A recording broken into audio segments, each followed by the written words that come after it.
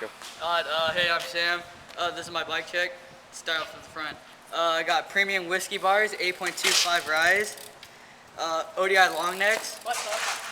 They're pretty good. They're pretty buff. I got the Primo Annihilator top load stem. Yeah, bitch. I got the Killer Roy low cut.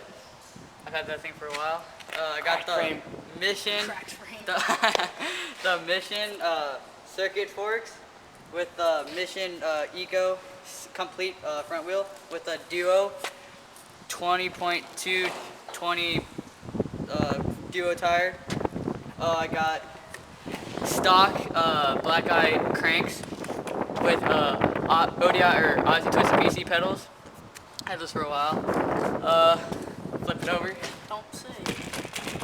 I got the Subrosa sprocket with the Shadow interlock chain, and I got a pivotal seat. That's actually what it's called. And in the back, I got the Shadow Stun with the Raptor hub, a left-hand drive. Pretty good. It's pretty loud. And with the United director tire. And here's what my hub's gonna sound like.